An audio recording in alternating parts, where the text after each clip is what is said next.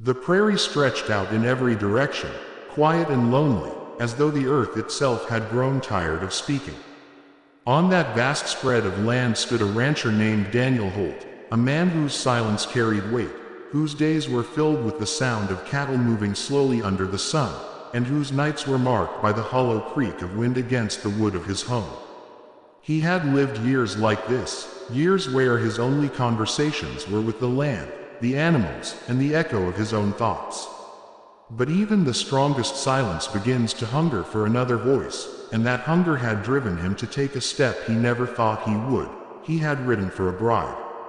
A stranger, someone chosen by words on paper, someone who might ease the solitude of his days. He had imagined her in fragments, her voice warm against the cold evenings, her hands steady with the work of a ranch, her presence turning his rough-hewn home into something that felt lived in. The waiting became its own burden. Each morning when he rode into town, he asked himself if that day would be the day she arrived, if the stagecoach would carry her down the dusty road toward him. Each evening he returned with the same silence, telling himself tomorrow would be different. The hope sharpened his loneliness until it felt like a wound he carried under his ribs. Then, at last, the stage came, its wheels grinding over the dirt, its horses lathered with sweat. He stood by, arms folded, heart quickening in his chest, though he kept his face as unreadable as the land. The passengers stepped down one by one, and then she appeared. She was smaller than he had pictured, her hair pinned back neatly, her eyes steady though uncertain as they searched the crowd.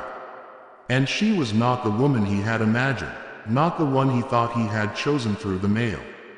She was Chinese, her features delicate, her clothing simple but neat, her hands clutching a single small trunk as though it contained her entire world.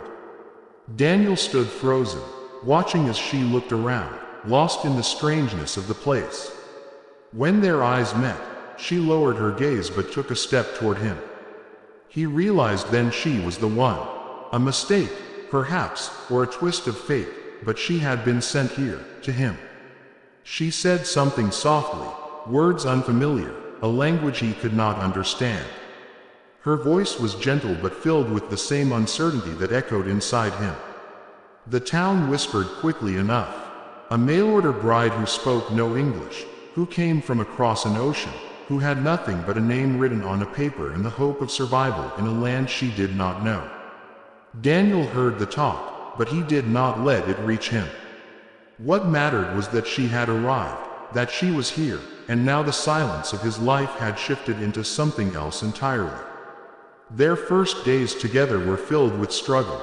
He would speak slowly, pointing to things, repeating words, trying to give them shape in her mind.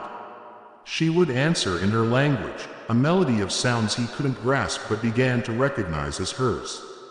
They built a fragile rhythm from gestures, from the soft patience in her eyes when he grew frustrated, from the way her hands learned the ranch work without complaint. At night, when the lamps burned low, they sat together in silence, but it was not the old silence of loneliness.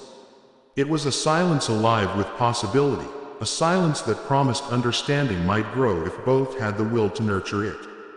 Daniel began to see how she studied him, how carefully she watched his movements, his habits, the way he tended the land and cared for the animals. And in return, he began to notice her small details, the quiet strength in her back when she carried buckets, the way her laughter would slip out unguarded when something surprised her, the determination in her eyes when she tried to shape English words on her tongue. Each day the distance between them narrowed, not through speech, but through effort, through presence, through the unspoken recognition that both had been cast into this life together. The ranch itself seemed to respond. Where once the house had been a place of bare wood and functional space, her touch brought warmth. She placed a cloth over the table, arranged wildflowers in a jar, mended torn clothes with careful stitches. Her influence spread slowly, gently, until Daniel realized he no longer returned to an empty home but to something that felt alive, something that carried the mark of two people instead of one. When storms came, rattling the windows and darkening the skies, They sat close, the fear of the unknown pressing against the walls but unable to break the bond forming inside. When cattle strayed and long days of labor left him bone-weary, she met him with water and a quiet strength that needed no words. And in the stillness of dawn, when he woke to find her already moving about the kitchen, he felt a gratitude so fierce it startled him. Language, slowly, began to build between them. He would teach her words for things: water, horse, home, and she would repeat them, sometimes laughing at the sounds, sometimes struggling, but never giving up. In return, she taught him words in her tongue, sounds strange and difficult, but he held on to them as carefully as she did his. Each word was a bridge, a small connection stretched across the gulf of difference, and each one made the silence between them lighter. And in time, Daniel realized something unexpected. He had waited for a bride, had thought she would come ready-made for the life he had imagined. Instead, he had been given someone who was not what he thought, someone who carried her own story, her own courage, her own world within her. And because she was not what he had expected, she became something far more powerful. She became the partner he never knew he needed, the answer to a loneliness that words could not have cured alone. The prairie did not grow less vast, nor the work less hard. But the silence was no longer empty. It carried the sound of her voice, the rhythm of shared effort, the quiet communion of two lives learning to move together. Daniel knew the townsfolk would keep their whispers, their sideways glances, but it no longer mattered. He had not chosen this woman in the way he thought he had, but fate, or chance, or something greater had chosen her for him. And as he watched her move through the house that had once been barren, filling it with life, he understood that sometimes the heart is given not what it asks for, but what it truly needs. The prairie stretched in every direction, endless and untamed, a canvas of tall grass bending beneath the restless wind. The sun burned over it, steady and merciless, and in that vast emptiness stood Daniel Holt. His ranch was not much to look at, a weather-beaten house of rough timber, a barn whose boards creaked with age, a corral built with his own hands. It was enough for him, had been enough for years, but with each passing season the silence of it weighed heavier. He was not yet old, though his face was lined from sun and wind, his shoulders strong from years of work. But solitude leaves its mark more deeply than labor, and he felt it in the quiet hours when there was no voice to answer his, no laughter to soften the edges of his days. It was in that silence that the idea of a mail-order bride had taken root. He had resisted it at first, pride keeping him from confessing to the loneliness that haunted him. Yet letters had been written, exchanges made, and a promise sent across the miles that a woman would come and share his life. He imagined her often, not in clear detail but in fragments, the sound of her voice greeting him at the end of a long day, the warmth of another presence in his home, the comfort of not facing storms and winters alone. Each thought grew into a need, and that need into a hunger.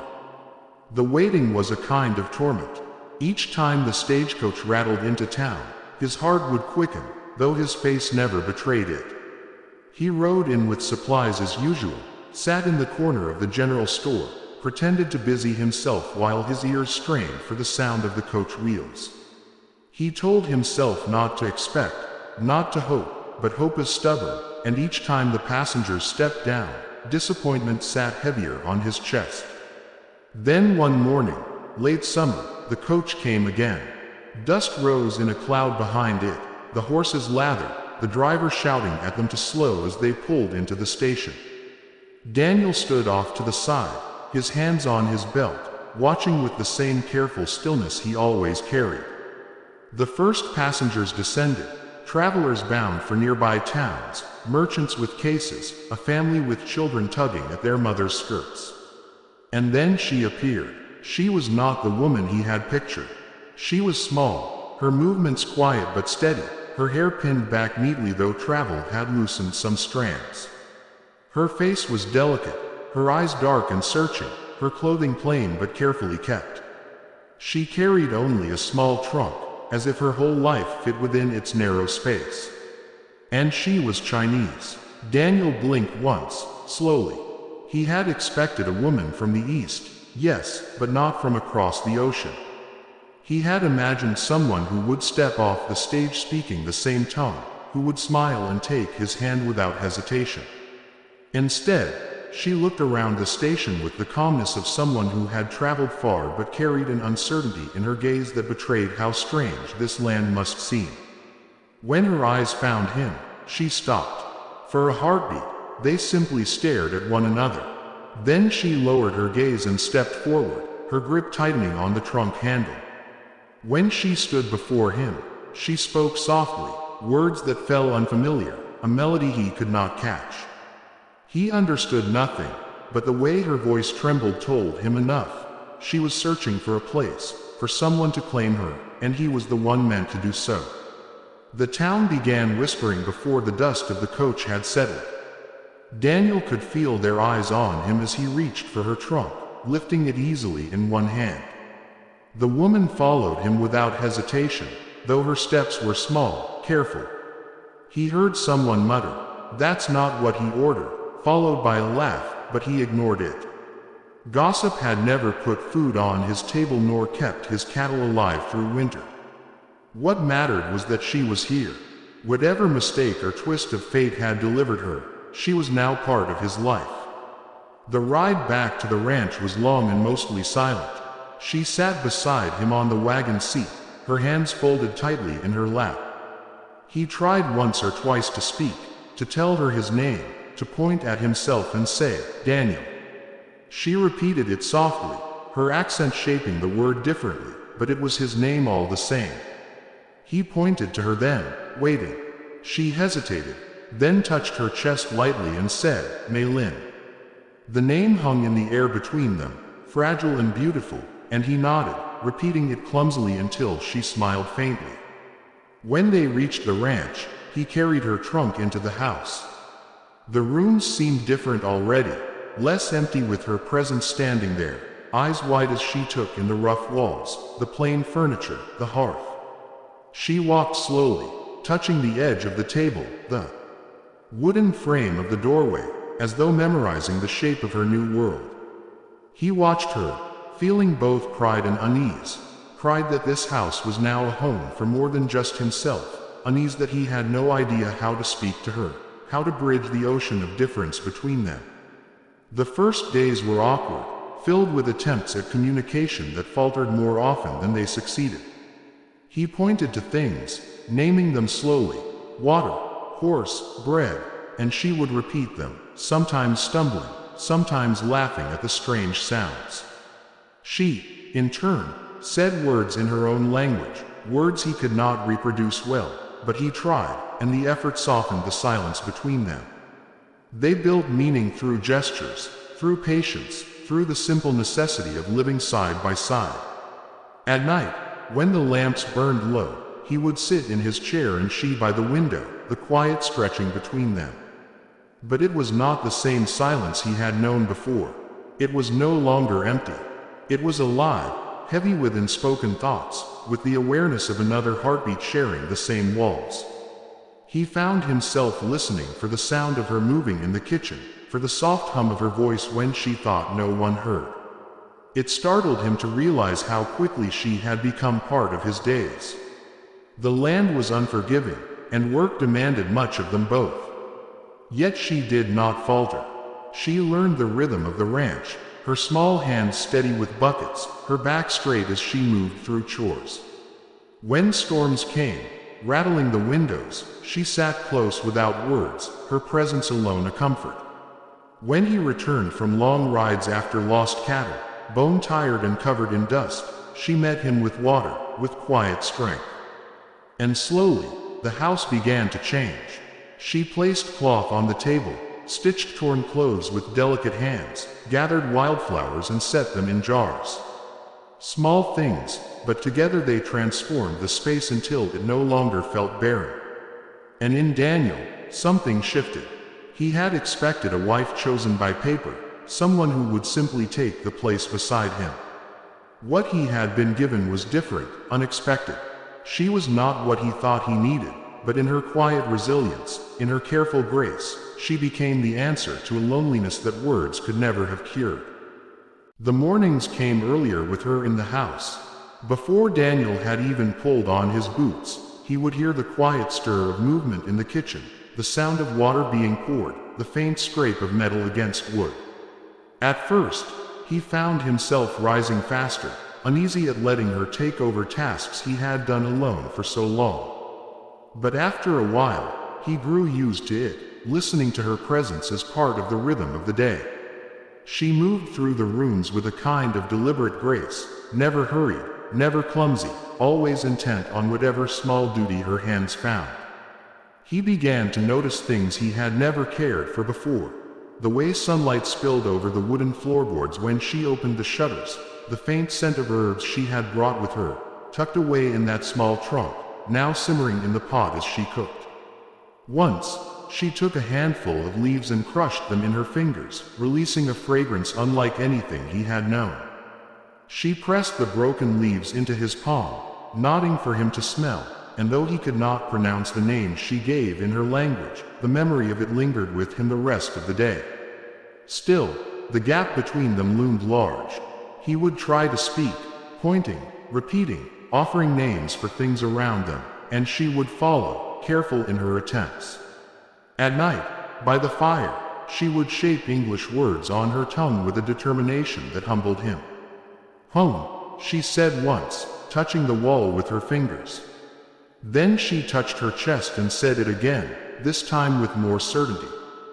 Daniel felt something tighten in his throat. She was not just repeating sounds. She was claiming this place. One evening, he sat sharpening a knife by the window while she mended one of his shirts. The quiet stretched, but it was warm, not heavy. He found himself speaking softly, telling her about his father, about how he had left the ranch to him when he was just 20, how the land had seemed too wide for one man but he had tried anyway. He knew she could not understand much, if any of it, but the telling mattered less than the sound of it. She looked up from her stitching, her eyes steady on him, and though she said nothing, he felt as if she had heard every word. The townsfolk, of course, had their opinions. When Daniel came in for supplies with her by his side, heads turned. Some were merely curious, others less kind. At the general store, Mrs. Latham raised her brows high, whispering to another woman by the sugar barrels. Daniel ignored it, keeping his hand lightly at Maylin's back as she moved beside him. She held herself with quiet composure, eyes lowered but not in shame, only in careful distance, as though she had already learned that the less she gave them, the less they could take. One man, half drunk at the saloon door, muttered loud enough for Daniel to hear, "Ain't no proper bride, Holt. Looks more like he bought himself a servant." Laughter followed, but Daniel didn't turn his head. His jaw clenched, his steps steady. He would not let their words reach her, though he knew she felt them in the weight of the stairs. That night, when they were home again, she touched his arm gently, as if to say she understood without needing the language. He covered her hand with his, a small gesture, but one that carried more meaning than any reply to the jeers. Over time, the bond between them grew not from words but from the small acts of living side by side. Once, while he was out mending fence, she came to him carrying a canteen. Her face was flushed with heat, her steps careful over the rough ground. He took the water gratefully, and when he looked at her, standing against the vast sweep of sky and land, he felt a sudden sharpness in his chest. She seemed so fragile in that moment, so far from the world she must have known, yet she had not faltered. She had come all this way to stand beside him, even if fate had thrown her here by mistake. He handed the empty canteen back, but his eyes lingered on her a little too long. She noticed, and for the first time, her smile was unguarded, soft and fleeting, but real. The evenings grew cooler as autumn approached. One night, after a long day of her helping him stack hay in the barn, he brought out his old fiddle, something he had not touched in years. He set the bow to the strings, awkward at first, but soon the music came, filling the small house with notes that carried through the rafters. She stopped what she was doing, her head tilting as she listened. Slowly, almost shyly, she began to hum, her voice weaving with the tune. The melody was strange, unfamiliar, but it wrapped around his own music, turning it into something new. When he lowered the bow, she kept humming, her eyes half closed, and Daniel thought he had never heard anything so hauntingly beautiful. That night, he dreamed of her voice. When he woke, he found her already by the stove, her hair coming loose from its pins, her back to him. The dream clung to him, and for the first time, he wanted to reach out, to close the space between them.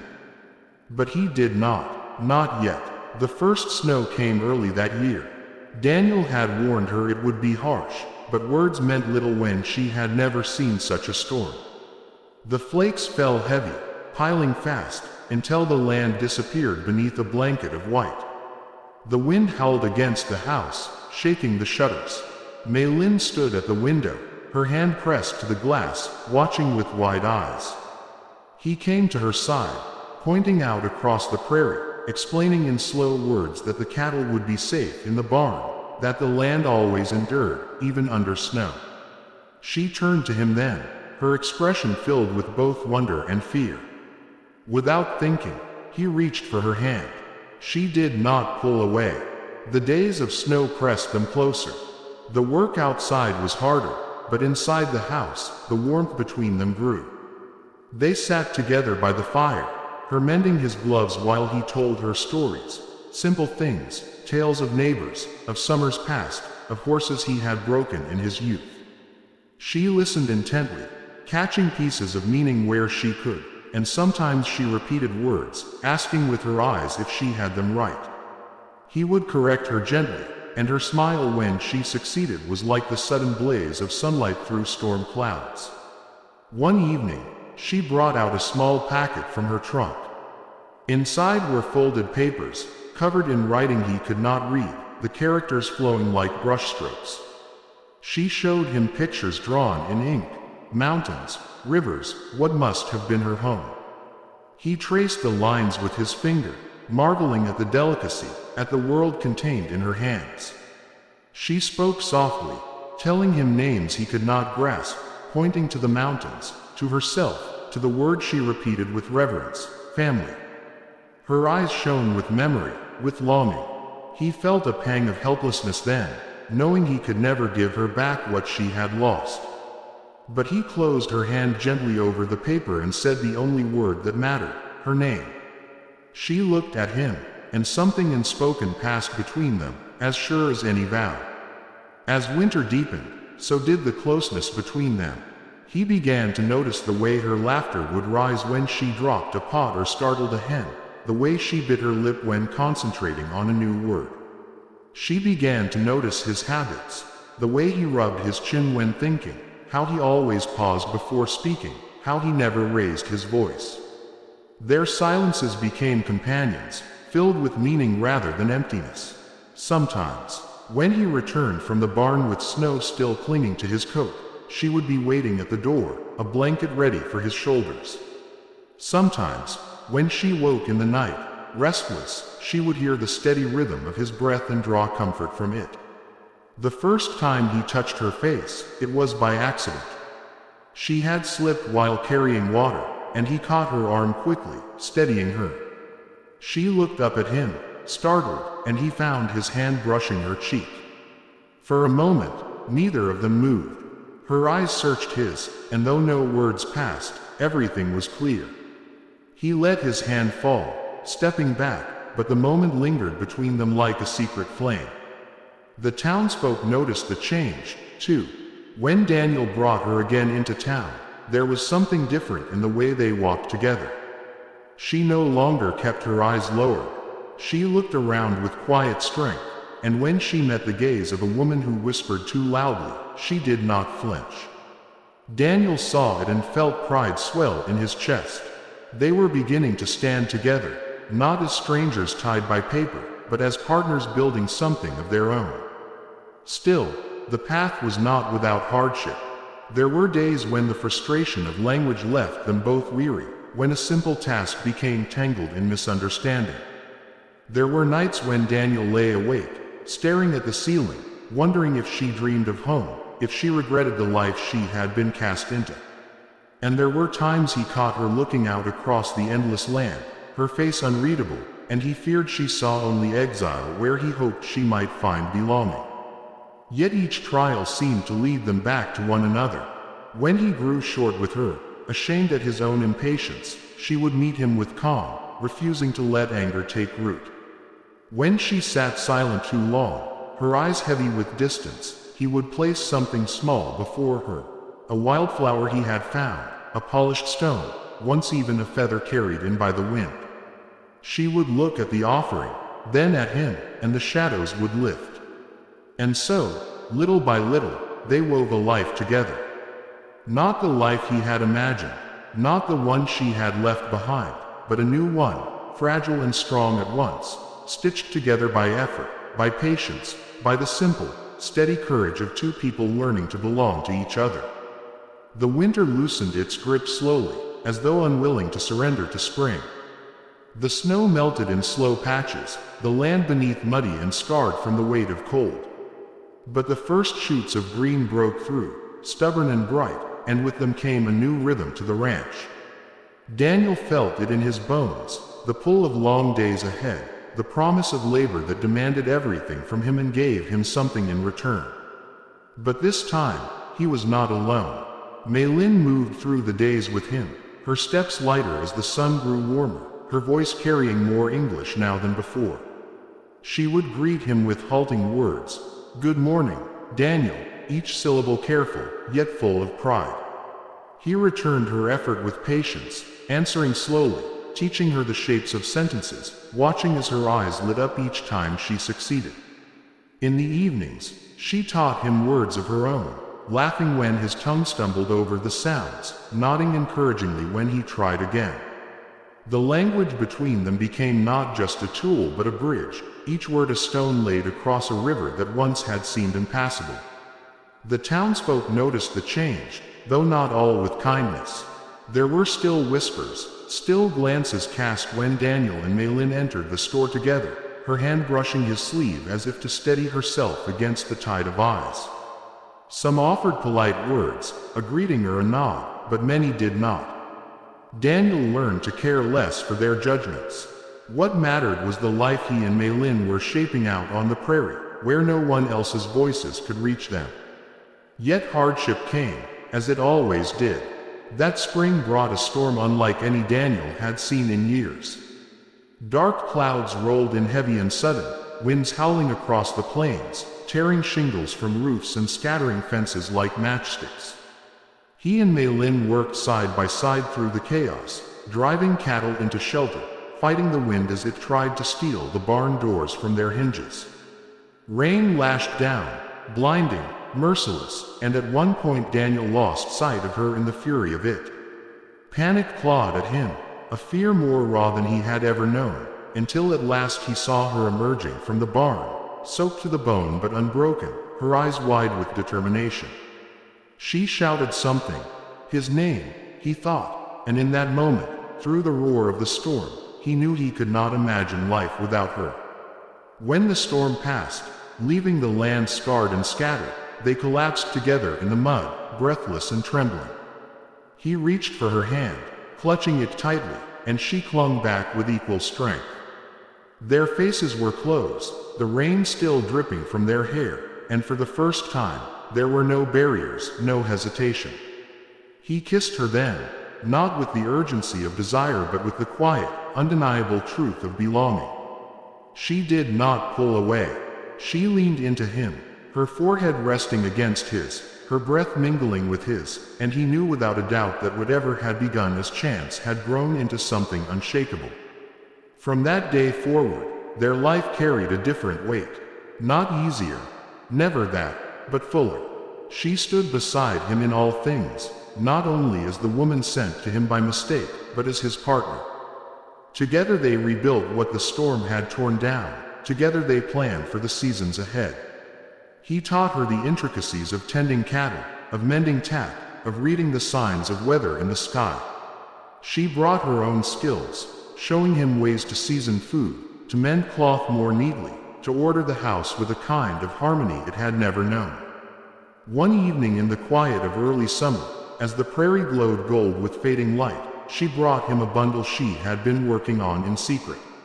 She unfolded it carefully, revealing a quilt, stitched from scraps of fabric she had gathered over the months. The patterns were simple, but the work was careful, each piece sewn with precision. He touched it, marveling at the softness, and then realized what she had done. Woven into the fabric were symbols, characters from her own language.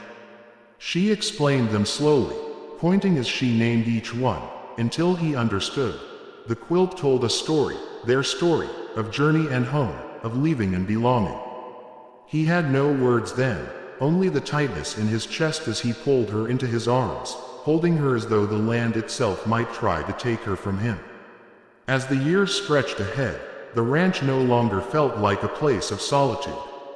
It became a place of life, marked by the echo of two voices shaping one language between them, marked by laughter that carried out across the fields.